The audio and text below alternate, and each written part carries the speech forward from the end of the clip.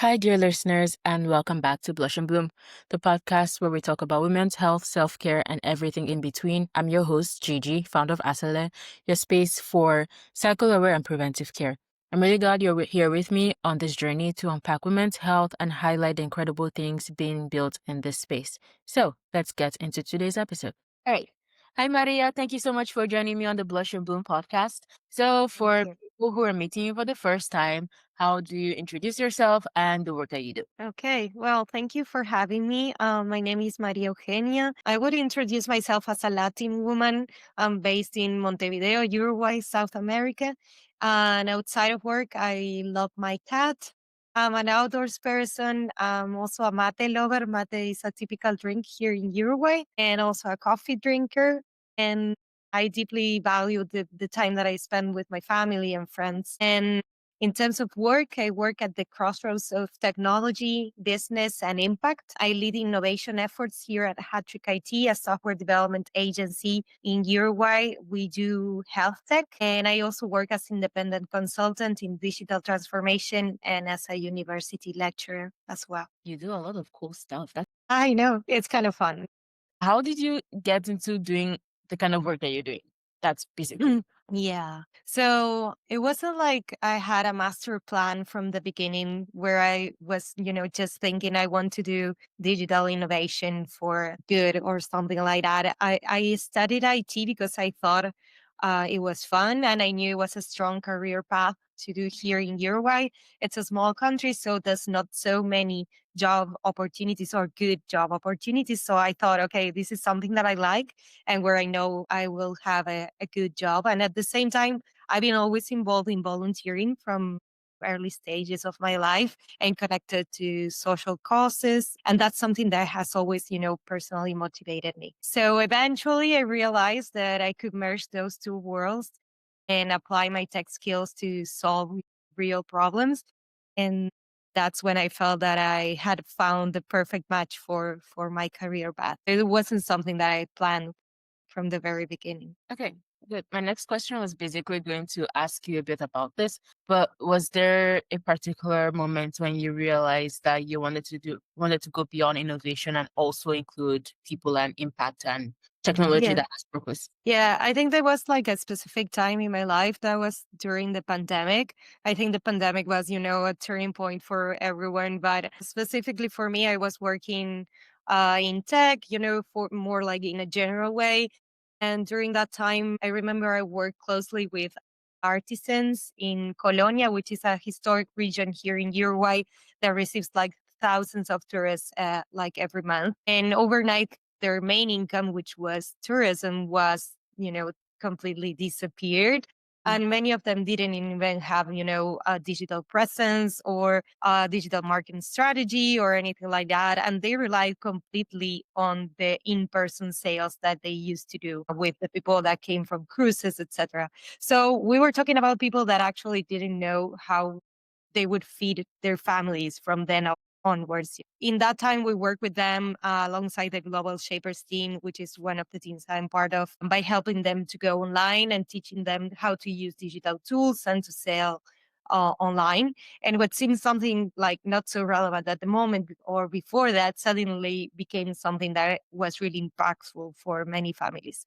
So for me, that was, a point where I was able to apply what I did at my job and in my volunteering work. And from then on, I just wanted to do things that were aligned with that in a way. Okay, that makes a lot of sense, and thank you so much for. Yeah. Okay, so you. Sorry, my brain is a bit fried. Uh, No worries. this is awkward. So, can you tell us a bit more about your work as an innovation manager and how that has shaped your perspective about healthcare and maybe roots and tech? Yeah, of course. So I've been working here at Hattrick IT for a while now. I think, well, with a little break in the middle, it's going to be like almost 4 years. I work with startups and also with corporate companies across the US and a few other countries, but mainly with the US market. And we build compliant, user-centered solutions for the healthcare industry. And that perspective has shown me both the enormous potential that the health tech, industry has, but also the real barriers that exist, from regulation to the adoption of the uses. So I work with a founder, for example, that developed an incredible VR product for neurorehabilitation after a stroke. Yeah, really cool. He's from Chile, but he decided to start his product in Spain, for example, because he found that the regulations there were better for what he wanted to achieve. And then he went to Canada, and then he tried to pursue the US market, then went back to Chile. But I saw a lot of the challenges that he faced in terms of regulation and how the different markets work. And the adoption that he had at the beginning was low because, hospitals and patients weren't really engaged or didn't really fully trust on what he was building.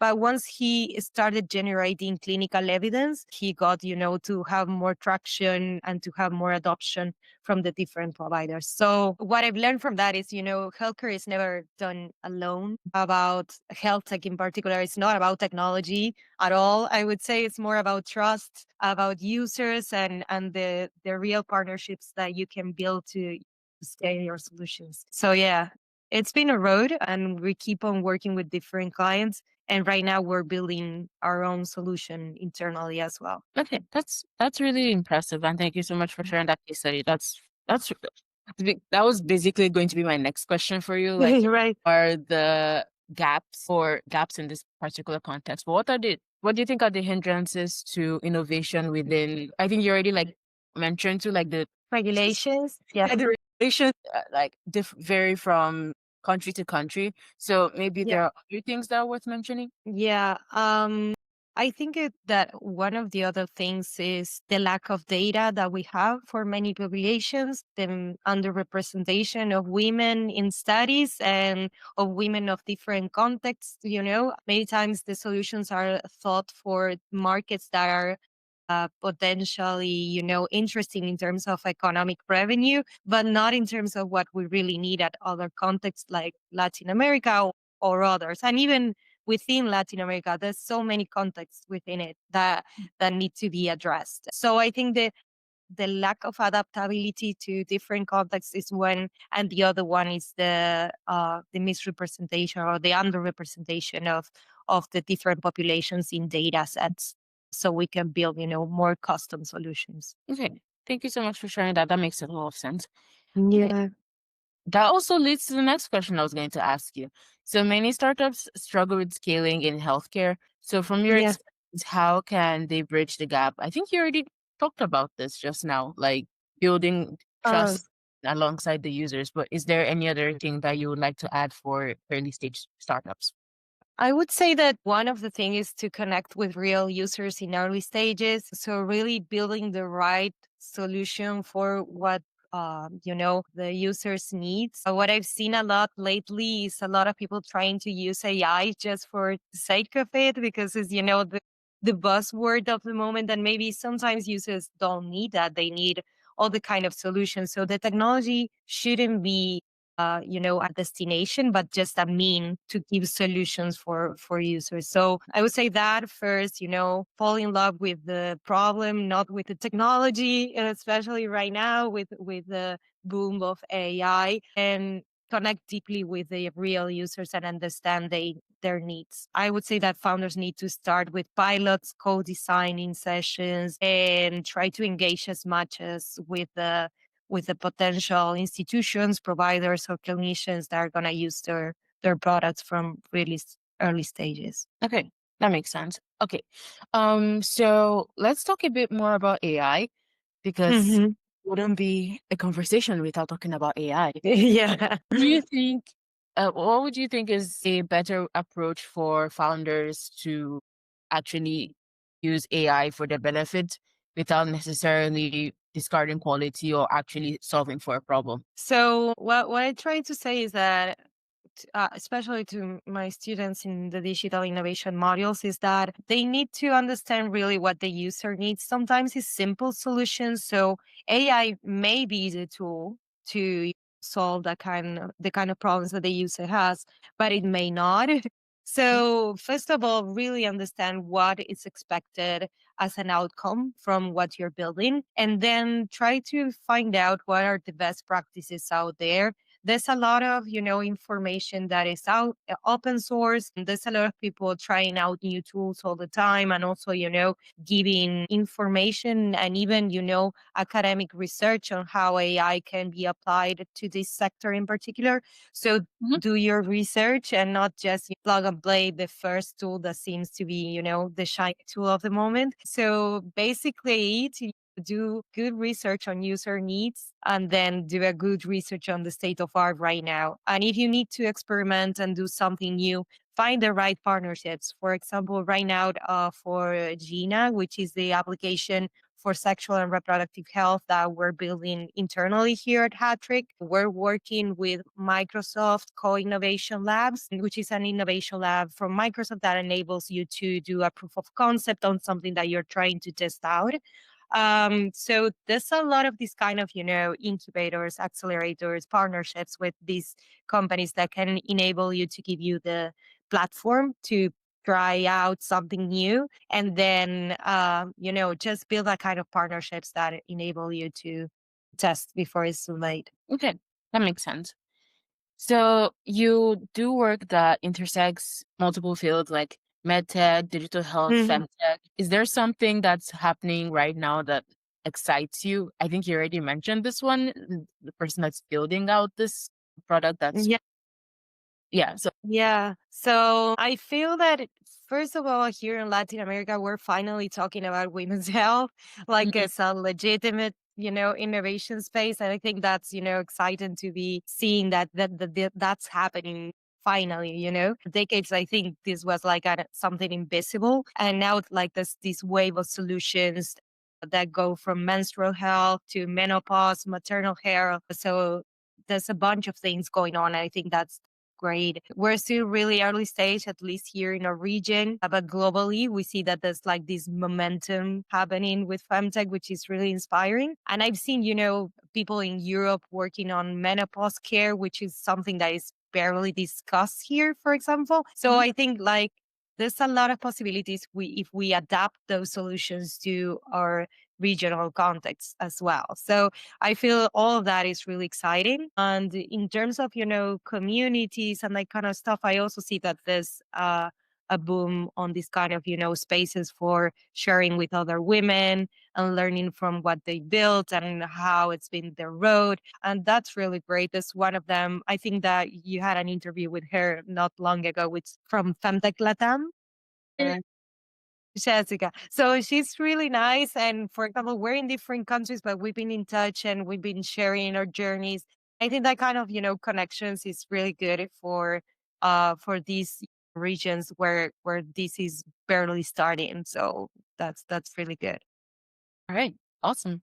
Yeah. And okay, thank you for sharing that. So, in your view, what do you think is the most urgent innovation gaps in women's health in Latin America? So I would say, without a doubt, that is access. So many women, and I'm saying many because I don't have the number, but it's a lot of them in the region still struggle to access even basic care. So that's where innovation should start. In Uruguay, just to give you an example, many young women wait for months to see a gynecologist.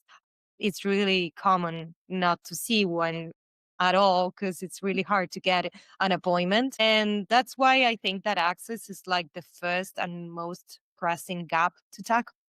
And from then on, I think there are so many other gaps, but I think that's what we need to tackle first and foremost. And then I would say it's also education, especially sexual and reproductive education. We still have one of the highest pregnancy teen rates globally. So we're the second region with the most teenagers pregnant only after the sub-Saharan Africa. So we still have a big gap on addressing early sexual and reproductive education for our girls, though we know that it's not something that, just defines their destiny in life. We do see like a really strong correlation between, early pregnancy and economic, struggles during their life as adults. So that's something that we need to tackle, right now, I would say. That makes sense. And when you brought this up, you reminded I had a conversation with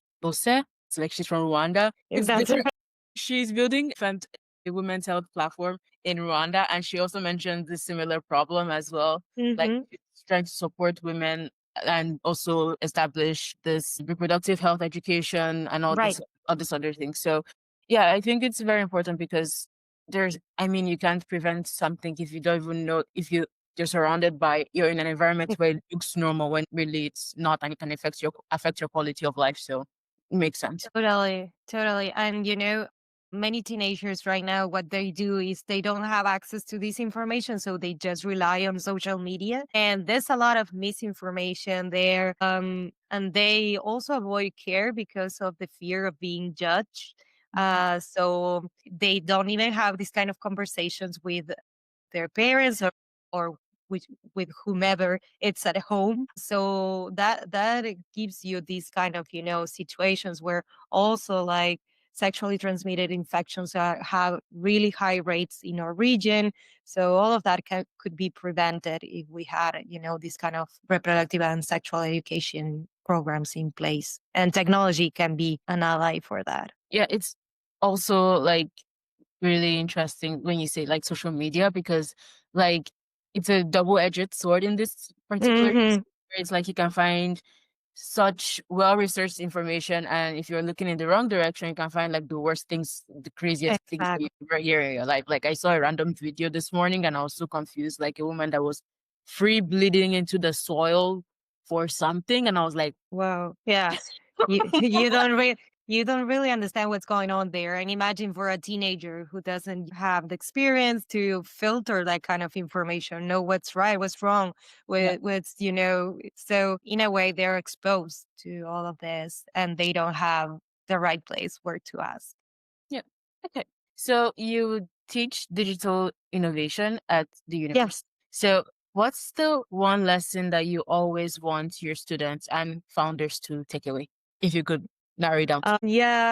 I would say that innovation it's broader than just creating a new product or a new service. That's something that I really try to encourage them to think about, that it can happen in all the different ways that you can imagine within your business model. You can find new ways to deliver whatever value you deliver, or to find new ways to capture revenue, or about the channels where you communicate with your customers or the processes you have in place. So it can be in the different dimensions of innovation, not just creating a new product or new service, because that's what we tend to think when we think about digital innovation. And digital innovation can be applied to all the spectrum within the business. So I try to give them that mindset or that structure of thinking, so they can think about it as a system and not just a product or service that they need to create from scratch. So yeah. That makes sense. Okay. Yeah. So what role do you think innovation hubs and accelerators and partnerships can play in femtech that's giving femtech startups in, say, Latin America more visibility and Yeah. Yeah, well, as I said, I met Jessica not so long ago. She's, the founder of FemTech Latam, which is really recent. I don't know, maybe a year ago she started this or something like that. So it's great to see that this is existing. I've seen that FemTech Mexico was created not long ago as well. So it's still really in the early stages. There's not so many communities. For example, we have no femtech community here in Uruguay or anything like that, but they're already generating a lot of impact.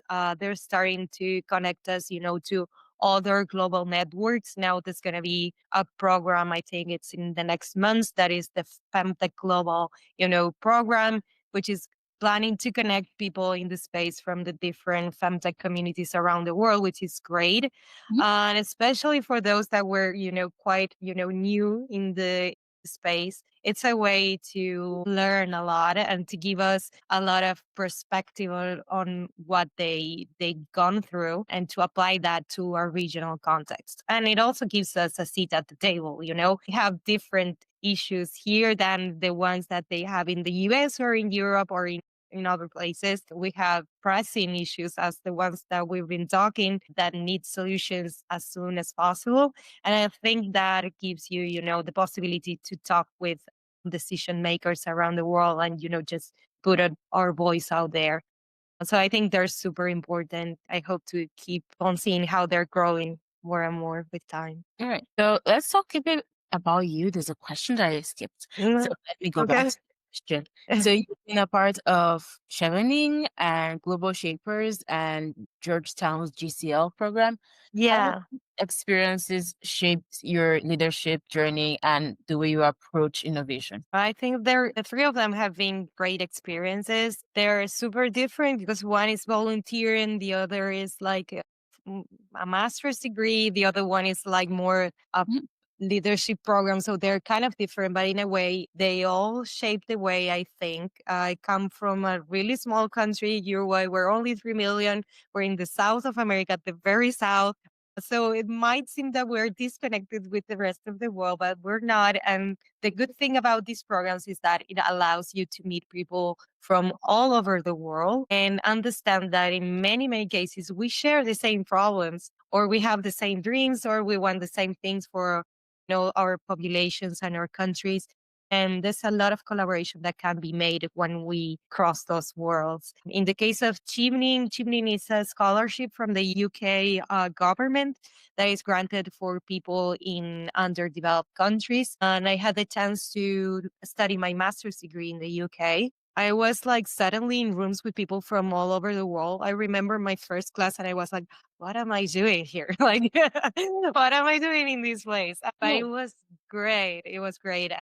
I learned a lot of, to put a lot of perspective on how I see the problems. We do have a lot of problems out down here, in South America, but there's so many other things happening around the world.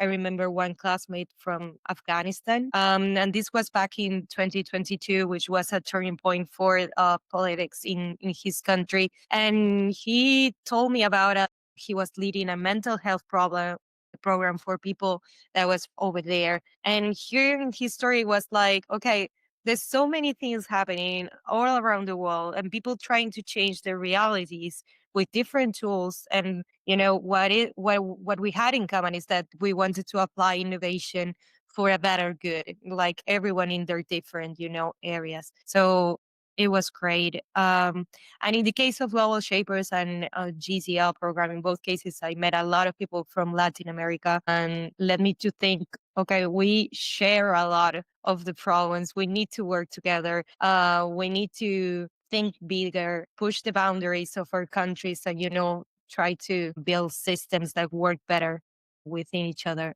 That's given me a lot of network of people and places I met that helped me out to think solutions, but also to to help them as well. So it's mutually, you know. that makes sense. Thank you for sharing that. Okay. Mhm. So we are headed towards the end of the podcast and it's been Yeah. really awesome so far.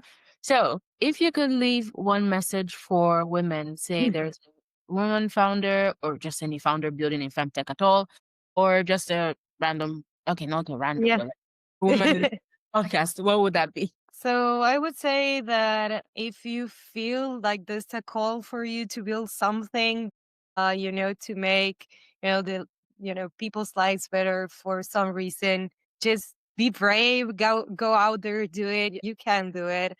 And there's a global community. Gigi, you're part of it. I'm part of it as well. And we're ready to support you in a way. So, and there's nobody, better place to solve a women's challenge than another woman. So please do go for it, try, and we'll be here to support you. So yeah, that's what I would say to All her. right. Awesome. Okay. So next question is what would you tell 15-year-old you? I don't know. I thought about this question. I was like, at 15, I didn't know what I was doing with my life. And Exactly. definitely, yeah, wouldn't, I didn't know that I would end up in technology. I didn't know that at my 20s either, at my early 20s.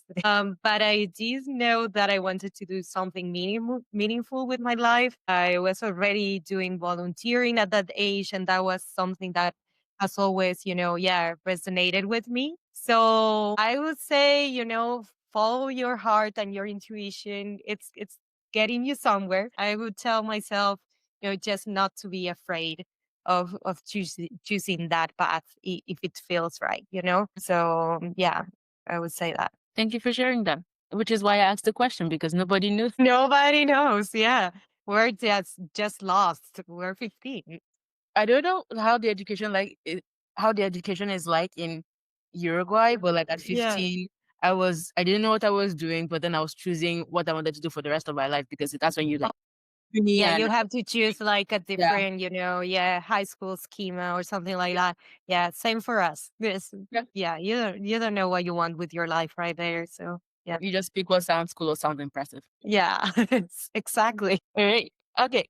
So what's next for you? And is there any project that you are excited about right now? Yeah, well, I was telling you about Gina. Gina is our adolescent health application. It's a FemTech initiative that we're building as an entrepreneurial spin-off of Hattrick. So that's something that it has us really excited. It's a mobile application that gives teenagers private, safe, and medically validated access to sexual and reproductive health Eh? because as we spoke, that's a Mhm. pressing, gap here in Latin America. And we're on our way of building that, seeking for funding and everything what comes with having an entrepreneurial initiative. But it's a way, to apply everything that we've learned from helping other health tech founders to a problem that really matters to us. So hopefully it goes well. That makes sense. And I'm happy that you're all working towards this because I feel like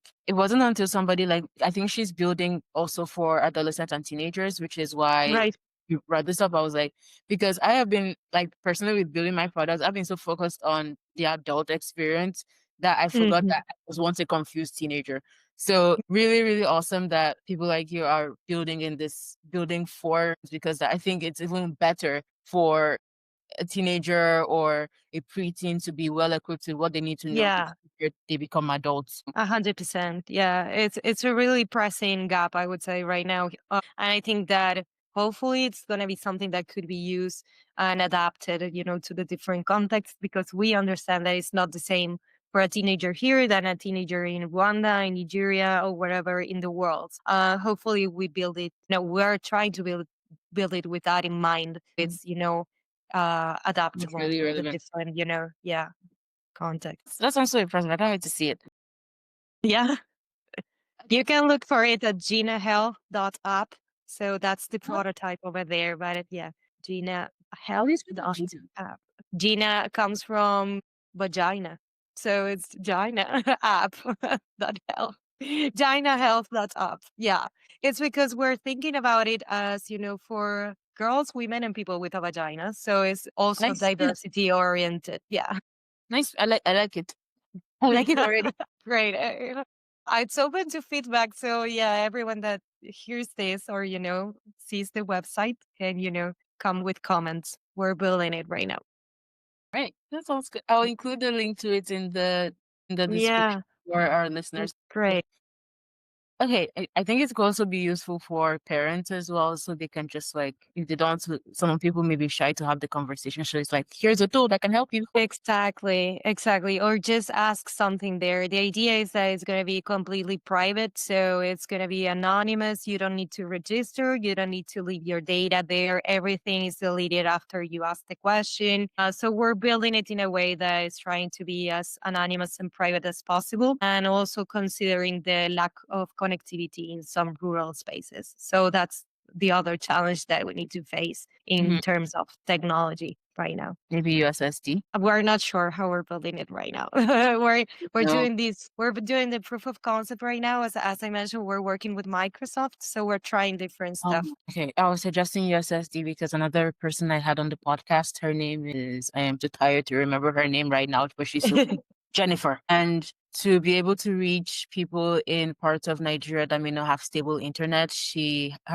pharmacy. She has an online pharmacy, and she was able to like create a USSD version that's accessible with a USSD code. So That's really cool. I want to look at her, her initiative because it could be useful. Yeah, certainly.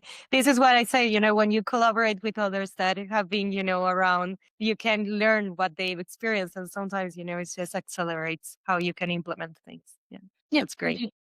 great. Okay, so final question for people who want to learn more about you and the kind of work that you do, or if Yeah. maybe uni program, where can they find you? So they can find me on LinkedIn. I'm sorry if people is more of Instagram or anything like that. I'm not that kind of person. I'm on LinkedIn and you can find me there. My name is Maria Eugenia Gonzalez Panuncio, which is super long, but hopefully you can find me. Or you can email me, eugenia@hattrickit.com. So I'm available there. I try to post as much as I can. I'm not an influencer or anything, but I try to, just to post what we're doing and how we're building. And I'm really happy, to chat with founders, innovators, people that has feedback for us, or if they want, to talk about their products and how we can help them out. I'm really happy to chat. So yeah. Right. Awesome. Thank you so much. It's been a pleasure speaking with you and learning about Like, you, what you're up to. And likewise. Thank you so much, Gigi. hi again. Thank you so much for listening to this episode of Blush and Bloom. I'm so glad you joined me for this conversation. If you found it helpful, please share this episode with a friend or someone who might need it.